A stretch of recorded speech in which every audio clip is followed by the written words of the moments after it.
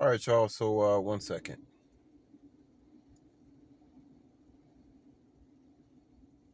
Y'all ready for Chosen One narration part four? Let's go ahead and get to it. Like those who succeed unconventionally, not because of envy, but because it threatens their belief in what's fair. In other words, you broke their mental contract with mediocrity. You weren't supposed to get that opportunity. You weren't supposed to heal that loudly. You weren't supposed to shine without their permission. You weren't even supposed to make it out alive. And yet, you did. Now they're spiraling, decoding your every move like a conspiracy theory thread on Reddit. Oh, and let's be honest, some of your haters don't even dislike you. They just don't understand how you did it without completely losing your mind, because they would have twice. But make no mistake, their madness isn't random. It's strategic. It's fueled by disbelief, ego bruises, and the gnawing fear that you are what they could never be, limitless, unbothered, and no longer available for smallness. Welcome to the truth they never wanted you to say out loud. You got what they swore you weren't built for, and now they're stuck watching. Number one, you shattered the hierarchy without permission. You didn't play the game the way they wanted you to, and that's exactly why they're mad. You skipped the handshake politics, the fake humble phase, the long years of waiting for someone else to say, "You're ready." They followed the manual. You burned it. And now that you've arrived without checking in at every checkpoint they worship, they don't know how to make sense of you. That's what really has them spiraling. In their world, there's an invisible pecking order. You're supposed to wait your turn, collect enough scars to earn sympathy, and then maybe they'll let you in the room. But you didn't just show up in the room. You walked in, made it yours, and rearranged the furniture. That's not ambition to them, that's betrayal.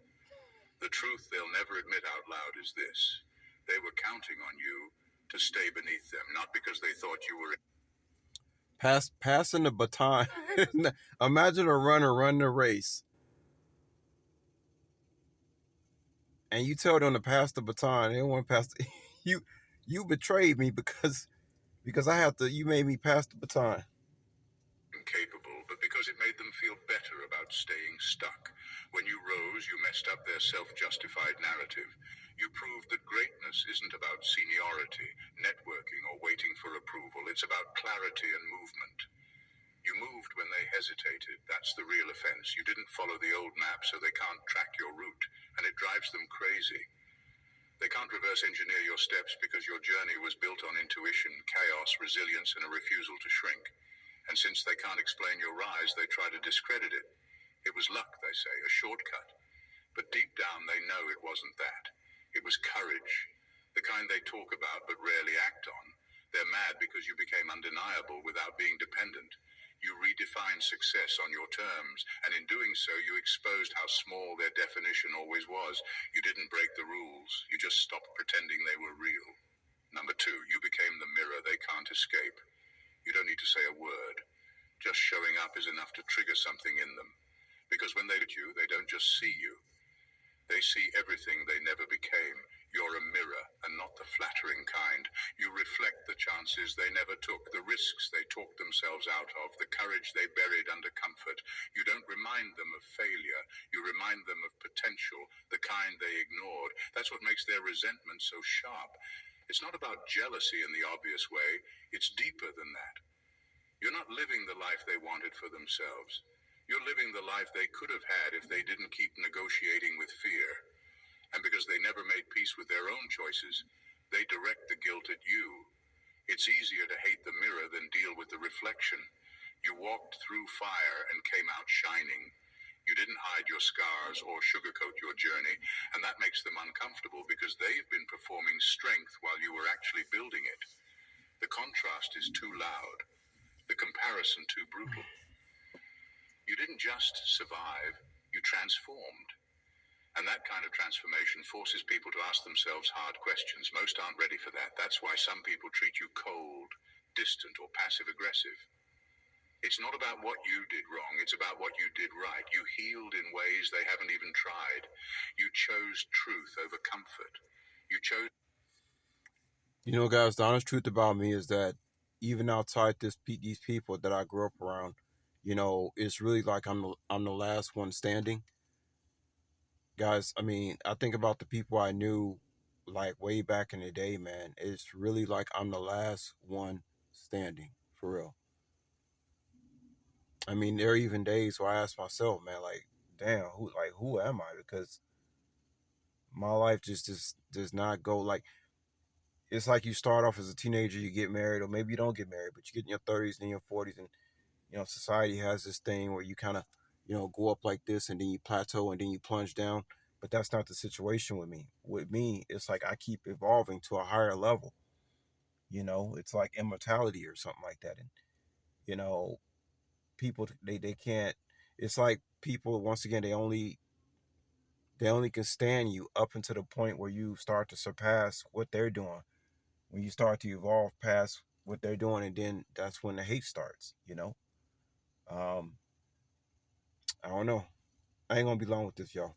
To rise when staying low would have been easier. You chose you. And now they have Mm-hmm. to sit with the fact that they didn't. You're not arrogant, you're just free. But freedom has a price. People who are still shackled by doubt will Free as a bird, yeah, yeah. To catch me is like to catch a mockingbird. That's Erica Badu. always see your light as too bright. Not because it's blinding, but because it shows them the Yeah, darkness they've been pretending. guys. Like I said, a lot of people gonna be upset with me because, like I said, they expect you. They this. I don't know what it is about this matrix. They all have this thing. You're supposed to get in your 30s, get fat, and then when you get in your 40s, you're supposed to just plateau. Like I just give up. I'm just gonna get fat, and I don't know what. I don't know what. And because I'm not operating off that pattern, gonna leave a lot of people behind. I mean, and it's not by the way I look. It's the energy I carry. Everybody who sees me in person knows it's a certain energy that I carry. It's almost like I got more energy than most of these 29-year-olds walking around here. You know what I'm saying? But that has to do with, again, as a man, protecting your testosterone, not taking in these estrogen based foods, which includes stuff like beer, which totally destroys it, man. We'll talk about that later. But let me go ahead and end this, guys. I don't want to be long. Isn't there? And when your presence forces them to feel what they've worked hard to avoid, don't be surprised when they turn bitter. That's not your guilt to carry. Mm-hmm. That's their mirror cracking. Mm-hmm. Number three, you weren't voted in. You declared yourself. You didn't wait to be crowned. You chose yourself. And that alone turned people against you. Because most of And let that be a lesson, guys. Always choose yourself, man. Especially if you want to be seen. A lot of people want to be seen, want to stand out. Well, how are you gonna stand out if you're always part of a group seeking validation? That's not. If you want to stand out and be seen, you're gonna have to go solo. You're gonna have to be a trailblazer, especially if you want to be seen by God and the holy angels. But anyway, guys, that's our narration part 4. Maybe I'll come back with it tomorrow, and I'll holler at y'all later. All right? Peace.